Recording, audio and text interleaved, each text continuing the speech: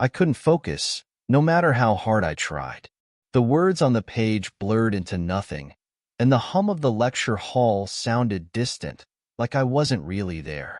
My mind kept wandering back to the conversation I'd had with Dr. Nathaniel Bennett just days before. His words echoed in my head, even now. I can't give you what you want. I have a reputation to maintain. I wanted to believe him. I really did. But how could I?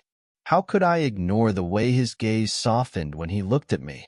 How could I disregard the moments that lingered between us, when no one else could see what I felt? How could I trust that he wasn't playing me, just like every other professor who'd ever crossed my path? I tried to push it all away, focusing on the lecture again, but it was impossible. I couldn't stop thinking about Dr. Bennett. Elliot's voice snapped me out of my spiral. "Hey, Nolan, you okay?" I looked up, surprised to see my best friend's concerned expression. I hadn't even noticed he'd been sitting next to me this entire time. "Yeah," I lied, forcing a smile. "Just tired, I guess." He gave me a skeptical look, leaning in closer. "Come on, I know when you're faking it. You've been staring off into space for the past 20 minutes. Something's going on." I hesitated. Elliot always saw through me. Maybe it was the fact that we'd been through a lot together over the past few years of college, or maybe it was just his uncanny ability to read people. Either way, I wasn't ready to talk about it. Not yet. "It's nothing," I said, shaking my head. "Just personal stuff." Elliot didn't buy it, of course. He gave me a pointed look before sighing. "Fine, but when you're ready to talk, I'm here. You know that, right?" I nodded, grateful for his support. Elliot had been the one person who'd always been there for me, even when I didn't deserve it. He didn't judge me or try to fix things. He just listened. We fell into a comfortable silence as the professor continued speaking, though my mind was still miles away. I could barely hear what was being said. It was all white noise now. The only thing that mattered was what had happened in Dr. Bennett's office. The memory hit me like a wave. "I care about you, Nolan," he had said, his voice quiet, almost pleading. "But I can't let this go any further. I'm your professor. You're my student. This is a terrible idea." I remembered the way his face had looked, the tension in his jaw as he tried to hold back something I couldn't quite name. It had been so genuine, so filled with concern, that for a moment I almost believed him.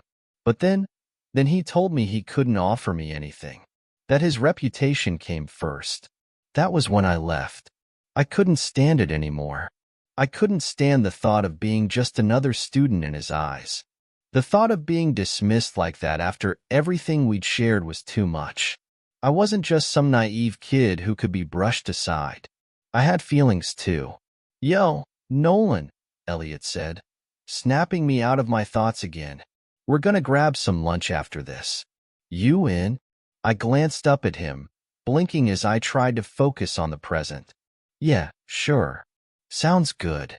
He gave me a raised eyebrow but didn't press the issue further. I was grateful for that. Elliot was always patient with me, even when I didn't deserve it. He knew when to push and when to pull back. After class, we made our way to the campus cafe, the noise of students bustling around us, chattering about assignments, weekend plans, and everything in between. I wasn't really paying attention to any of it, lost in my thoughts. "All right, spill it," Elliot said as we sat down at a table in the corner. "I know you're still thinking about Dr. Bennett. Don't try to hide it." I froze for a moment, my fork hovering over my plate as I tried to figure out how to answer. How could I explain the mess that was my life right now? How could I tell him that I wasn't just thinking about Dr. Bennett, but obsessing over him? How could I explain the rush of emotions I felt every time I saw him, even though he was the one who had pushed me away? I took a deep breath, setting my fork down. He told me he couldn't do this, that we couldn't be together. Because of his reputation, because of the student-teacher dynamic. Elliot's expression darkened. "That's bullshit, Nolan. He's stringing you along. He's lying to you. I shook my head. I don't know. I don't think he is. He looked like he meant it. Trust me, Elliot said, leaning forward, his voice steady. I've known you for way too long to know when something's off. He's playing you. I frowned. But what if he's not? What if he's just being honest with me? What if this is really for the best? Are you serious? Elliot asked, his voice rising with frustration. This guy just rejected you, Nolan. He told you he couldn't be with you. And now you're gonna believe him when he says that? You're smarter than that. I opened my mouth to argue, but the words caught in my throat. I didn't know what to believe anymore. I didn't know if I could trust my own feelings or his. Part of me wanted to believe in him, wanted to believe that he cared for me the way I cared for him. But the other part of me was scared, scared of getting hurt, scared of being rejected again. That evening, I found myself standing outside Dr. Bennett's office, my heart pounding in my chest. I had to confront him. I couldn't just let this go. I had to know the truth. I knocked once, my hand trembling as I waited for a response. When the door creaked open, I was greeted by the sight of Dr. Bennett standing in front of me, his face softening as he saw me. Nolan, he said quietly, his voice laced with surprise. What are you doing here? I need to talk to you, I said, my voice steady but unsure. He stepped back, opening the door wider to let me in. The moment I walked through, I felt the familiar weight of his presence, the intensity of his gaze as he studied me. He didn't say anything at first, letting the silence stretch out between us. I swallowed hard, forcing myself to speak. Who was that guy who left here earlier? The one from the senior year? His face shifted, a flicker of something. Anger? Guilt? Crossing his features. What do you mean? I saw him leave, I said, my voice rising slightly. You said you didn't date students, but there he was. Was that a lie too? That's when the conversation took a turn, and I knew nothing would be the same between us after this. Dr. Bennett's eyes flickered for a moment, and I saw a flicker of discomfort flash across his face. He took a step back, his jaw tightening slightly, before he exhaled a deep breath. Nolan, he began slowly, his voice steady but carrying an edge. What you saw earlier. It wasn't what you think. I crossed my arms, frustration bubbling up. Don't give me that, I replied, my tone sharp. I know what I saw. I'm not an idiot. He didn't react to my words, but I could see the weight of guilt settling into his features. He leaned against his desk, looking down at the papers scattered across it. The silence between us stretched longer than I expected, each second feeling heavier than the last. You have every right to be angry, he said finally, looking up at me with a sigh. But I'm not seeing anyone from the senior class, Nolan. The guy you saw. He's a former student, someone who came by for academic advice, that's all. I stared at him, trying to read his expression, but all I saw was uncertainty. Was he lying? Could I trust him? Everything he said seemed reasonable enough, but my mind wasn't willing to let go of the idea that he'd been hiding something. The image of him standing there with that other student replayed in my head, a knot forming in my stomach. But why didn't you just say that? Why did you make everything so complicated?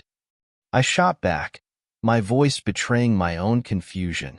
Dr. Bennett sighed again, looking as though he was caught between wanting to explain himself and knowing he was digging himself deeper. He ran a hand through his messy hair, clearly frustrated with himself. I didn't want to hurt you, Nolan. That's why I kept my distance.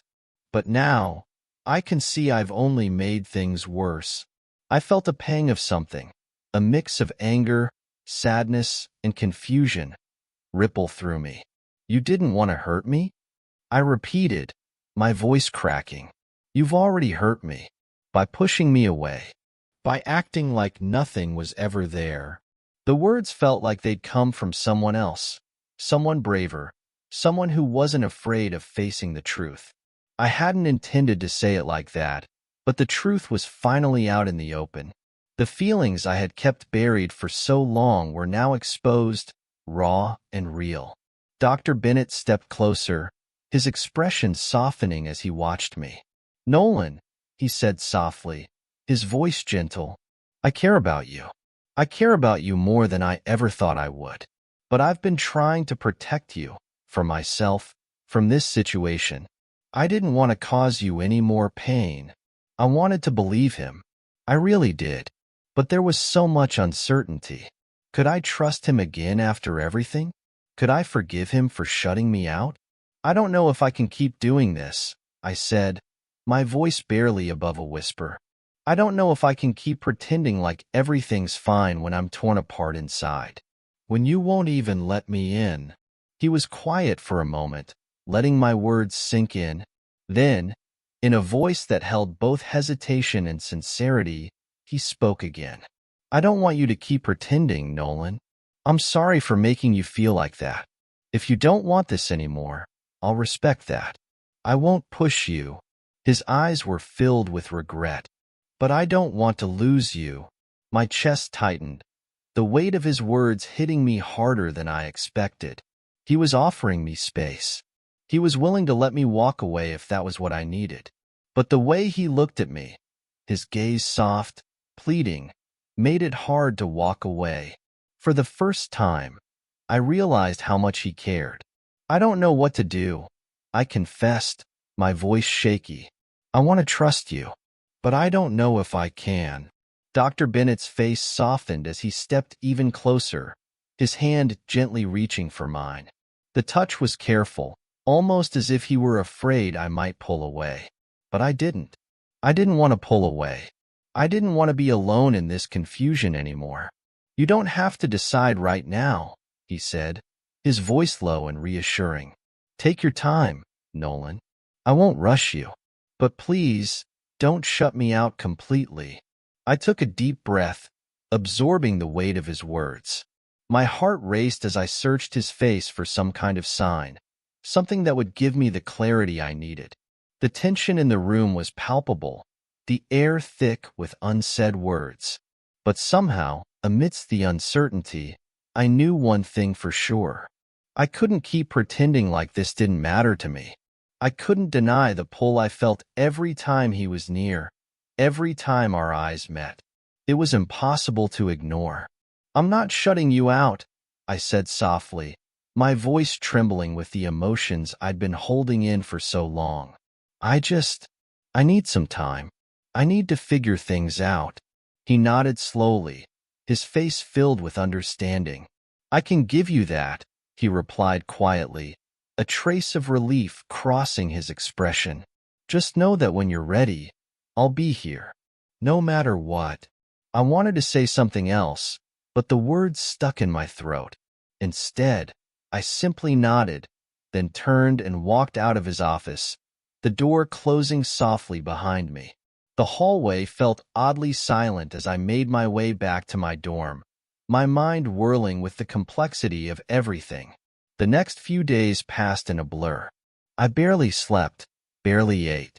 My mind was consumed with thoughts of Dr. Bennett, of Nathaniel, as he had asked me to call him, and the way he looked at me, the way he spoke to me. There were moments when I felt certain that he truly cared about me, that this was real.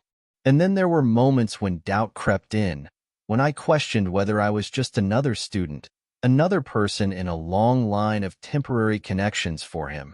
But then, one evening, after I'd finished a late-night study session in the library, I found myself walking to the faculty building without really thinking about it. My feet carried me there on their own, driven by something deeper, something I couldn't ignore. When I reached Nathaniel's office, I knocked softly, my heart pounding in my chest. A moment later, the door opened, and there he was, his eyes meeting mine, his expression unreadable. "I've been thinking," I began, my voice steady despite the nervousness swirling inside me. "And I've come to a decision." Nathaniel stepped aside, motioning for me to enter. "You don't have to explain anything right now," Nolan. You're here. That's all that matters. As I walked into his office, I felt the weight of my decision pressing down on me. I didn't know what the future held, or if we would face any more obstacles along the way. But I did know one thing. I couldn't walk away from him. Not now. Not after everything we had shared.